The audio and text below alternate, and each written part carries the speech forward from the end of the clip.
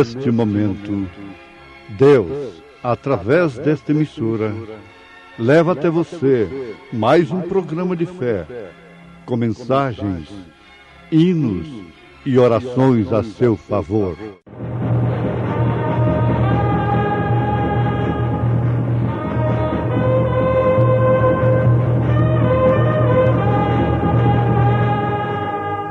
Fé para vencer.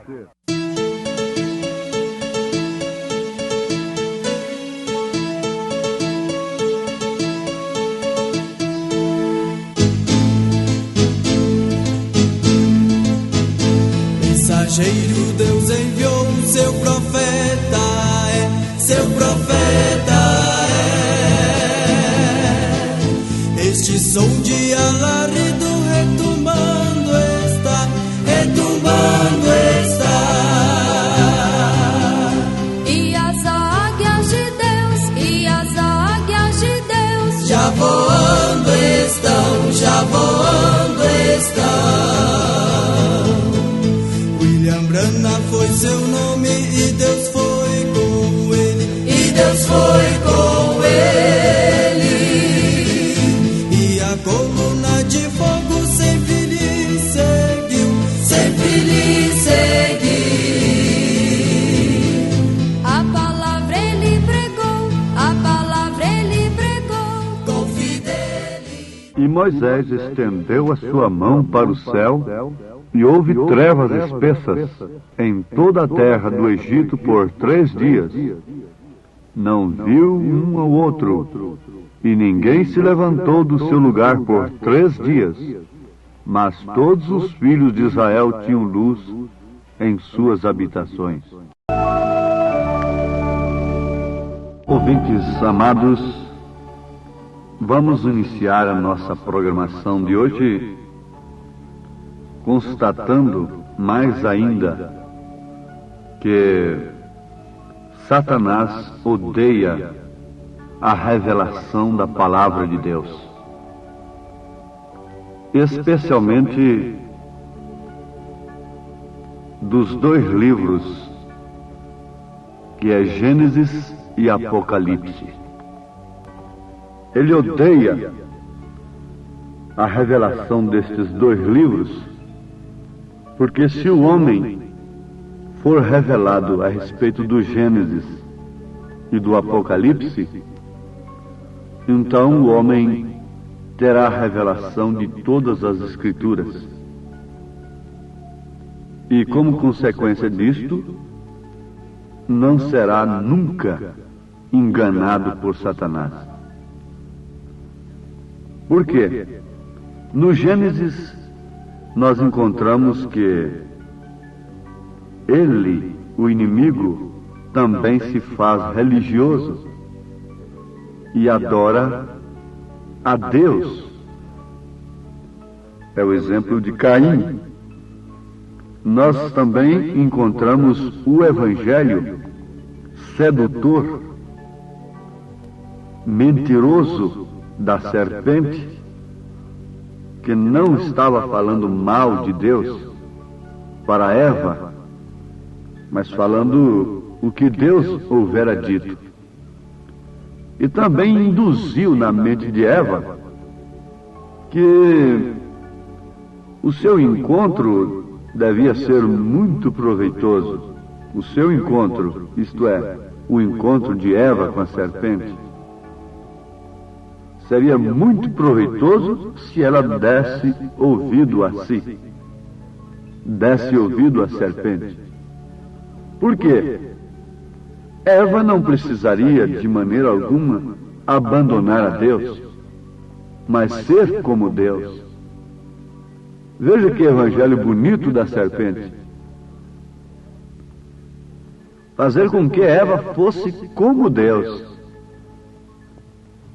Não como uma meretriz, não como um diabo,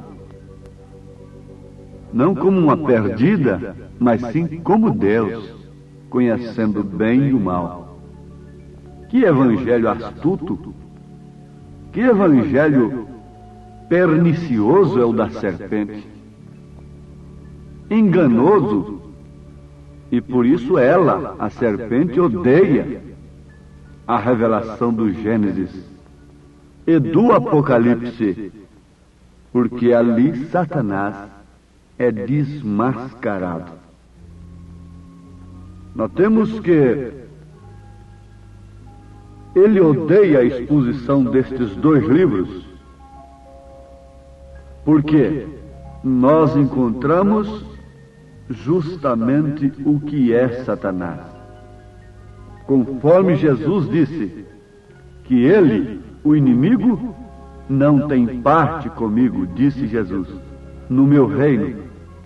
E Satanás quer provar ao contrário, que tem sim. Ele quer provar que a pessoa pode viver servindo aos dois senhores e ser salva. O evangelho da serpente quer dizer ao contrário de Jesus. Pelo menos o que elas vivem, o que as pessoas vivem, mostra isso. Porque a sua vida mostra o tipo de evangelho que você tem, que você crê. Então o diabo, a serpente, quer provar ao contrário, que a pessoa pode servir a Mamon e a Deus ao mesmo tempo. As pessoas chegam a dizer assim: eu vou provar que posso ser um crente em tal lugar, em tal terreno de Satanás. Eu vou provar que posso fazer isto e posso fazer aquilo sem me manchar. E alguém chega a dizer, com uma filosofia muito barata, muito rasteira: entre no chiqueiro, mas não se suje. Ah, meus amados, até certo ponto isto poderia funcionar. Se Cristo estiver em nós, nós podemos descer até as mais baixas regiões do inferno e não sermos contaminados, mas sermos luz ali. Então, veja só, em síntese do assunto que estamos empreendendo nesta hora, Satanás odeia a revelação do Gênesis e do Apocalipse, da palavra de Deus, portanto. Por quê? A revelação destes dois livros desmascara-o e mostra para o homem que não é como a serpente diz. O de aceitar tudo, o de ajeitar tudo, o de dizer isto não faz mal, aquilo outro não faz mal. Esse é um evangelho da serpente. Não é o evangelho de nosso Senhor Jesus Cristo. E ele não traduz luz, mas sim trevas. E você sabe que quem está nas trevas não tem confiança. Não tem confiança. O homem merece para estar alcançando mais dias de vida. E você pode ver o quanto de conforto o homem está buscando. O progresso está trazendo ao homem as leis descobertas, as leis que Deus criou. E o homem tem descoberto através da ciência. Mas, no entanto, os dias de vida do homem estão diminuindo. A apreensão aumenta. A terra se faz mais fraca. A expectação está aumentando a cada dia. O problema aumenta. O mundo se encontra, não estou dizendo um país. O mundo, quando você vê uma crise no nosso país, você tem que saber que nós estamos nadando em mar de rosas. O mundo está enfrentando uma crise tremenda. É o mundo. Você não tem lugar para ir e dizer, bom, este aqui é melhor do que aquele. De maneira alguma. Em cada lugar há o seu mal. Uns enfrentando uma coisa, outros enfrentando outra. E assim sucessivamente. Se um tem muita gasolina e a gasolina está mais barata, mas em compensação falta outras coisas. as profecias têm se cumprido. E só há um refúgio. Este é Cristo. O salmista diz: aquele que habita no esconderijo do Altíssimo, à sombra do Onipotente descansará. Agora, quem estava falando isso? Era um rei que tinha poderes, mas ele sabia: aquele que habita no esconderijo do Altíssimo, à sombra do Onipotente descansará. Direi do Senhor: Ele é o meu Deus, o meu refúgio e a minha fortaleza, e nele confiarei. Mas o que Satanás quer fazer com isto? Nós não estamos contra o progresso. Coisa boa é energia elétrica. Eu tenho um carro para ir para casa, Deus me deu um carro. Coisa boa é você ter o seu carro para conduzir sua família.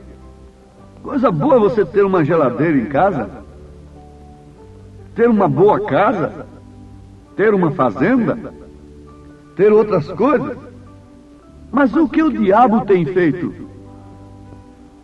Tem levado a confiança do homem a estas coisas e levado o homem a viver mais por estas coisas do que para as coisas que não perecem. Ele tem levado, através de seu evangelho, os homens a viverem mais pela comida que perece do que pela comida que não perece. Ele tem levado os homens a se esquecerem de que, acima de tudo, o reino de Deus em primeiro lugar. Os homens têm que saber, aprender, em tempo, se quiserem salvação, que nada neste mundo pode levar as pessoas a pisarem no Evangelho de Cristo, na Palavra de Deus, para alcançarem alguma coisa a mais, para alcançarem educação, para alcançarem posição social, para alcançarem dinheiro. Você não queira nada do mundo, nada de terreno, seja título, seja doutorado, seja o que for. Não queira nada disto, que para você alcançar, você tem que pisar na palavra de Deus, saltar o Evangelho de Cristo e crer no Evangelho pano quente, no Evangelho trapo de imundície, como diz o profeta Isaías. Quando Isaías disse que a justiça do homem é um trapo de imundícia, ora, nesse aspecto profético, ele estava dizendo que o Evangelho do homem não passa de um trapo de imundícia. Porque quando se fala em justiça, tem que pensar em Evangelho, tem que se pensar na palavra de Deus, tem que se pensar em Deus. Você sabe que as nossas leis são baseadas nas Escrituras. É assim. Isto não se refere propriamente às leis dos homens, às leis civis, que elas são muito boas. Mas o que se refere? Está se referindo mais diretamente ao Evangelho, que é um trapo de imundícia. Por que eu, para alcançar tal coisa na terra, tenho que romper com as Escrituras? Então alguma coisa está errada. Se eu posso pôr Deus em primeiro lugar, o reino de Deus em primeiro lugar, então as outras coisas sejam alcançadas, sejam acrescentadas pelo próprio Deus. Lá no Egito, as pragas estavam caindo, e o coração de Faraó se tornava cada dia mais duro, ao invés de amolecer. Se tornava cada dia mais duro. E a última praga, antes da morte dos primogênitos, foi aquela das trevas. Oh, meus amados, quão dura coisa é as trevas. Sim, Moisés estendeu a sua mão. Leia Êxodo capítulo 10, a partir do versículo 21. Estendeu a sua mão para o céu, e houve trevas espessas em toda a terra do Egito por 3 dias. Sabe-se que a terra vai escurecer a qualquer hora. Você já pensou? Aquela hidroelétrica funcionando normalmente, tudo ligado e você ligar a chave e não acender luz, os elevadores parados, todo o sistema energético parado, toda a cidade escura, o sol não brilhará, não dará sua luz. Veja que coisa tremenda. Mas, por outro lado, vejamos o versículo 23 de Êxodo capítulo 10. Não viu um ao outro, e ninguém se levantou do seu lugar por 3 dias. Mas todos os filhos de Israel tinham luz em suas habitações. Oh, como meu coração salta nesta hora de alegria. Mas todos os filhos de Israel tinham luz em suas habitações. Me dá uma vontade de correr na Bíblia toda nesta hora, para lá e para cá, como uma máquina lançadeira, e pudesse falar tudo dentro de 1 minuto que me resta. Vós sois a luz do mundo, eu sou a luz do mundo, e aquele que anda em mim não anda em trevas. Onde Jesus disse isso? Em São João capítulo 8, versículo 12. Eu sou a luz do mundo, quem me segue não andará em trevas, mas terá a luz da vida. Os egípcios estavam na escuridão, mas Israel estava na luz. Veja o que está acontecendo neste dia. Israel tinha um profeta na sua frente. Veja o que está acontecendo no meu coração nesta hora, no coração desta mulher, desta moça, deste homem que tem crido na mensagem revelada do dia, na mensagem que Satanás odeia. A luz no seu coração, a luz na sua habitação, a luz no seu caminho. Ó Pai bendito e Deus amado, o tempo não nos permite prosseguirmos adiante com esta mensagem, mas ele não impede que teu Espírito Santo continue iluminando os corações ouvintes, animando os desanimados, socorrendo os aflitos, abrindo os olhos dos cegos para enxergar estas coisas em tempo de poder se safar das garras do inimigo, do evangelho da serpente. Ó Deus, em nome de Jesus, põe tua mão forte, tua mão poderosa, ó farol divino, reflete os raios eternos nesse instante no coração deste teu filho que chora, Senhor Deus, neste instante, ó Pai eterno, pela revelação que desce no seu coração. Enquanto o mundo está em trevas, estamos em luz, na luz da revelação do dia. Enquanto o mundo estava em trevas, os luteranos do seu dia tinham luz. Enquanto o mundo estava em trevas, os wesleyanos do seu dia tinham luz. Sim, Senhor, enquanto o mundo estava em seca e fome, uma viúva que recebeu Elias tinha azeite, tinha farinha. Derrama esse poder do azeite, derrama a farinha eterna, o poder de Cristo sobre o teu povo, ó Pai. Nesse instante eu te suplico, pela tua graça, em nome de Jesus. Amém, Senhor, amém.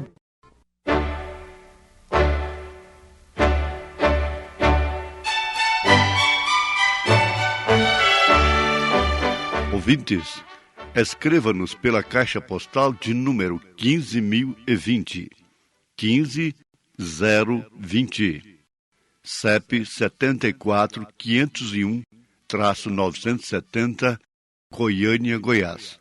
O nosso endereço na internet é www.apalavraoriginal.org.br. Volte a nos ouvir amanhã novamente, neste mesmo horário, nesta emissora, se o Senhor nos permitir, com fé no Filho de Deus, a fé que vence o mundo.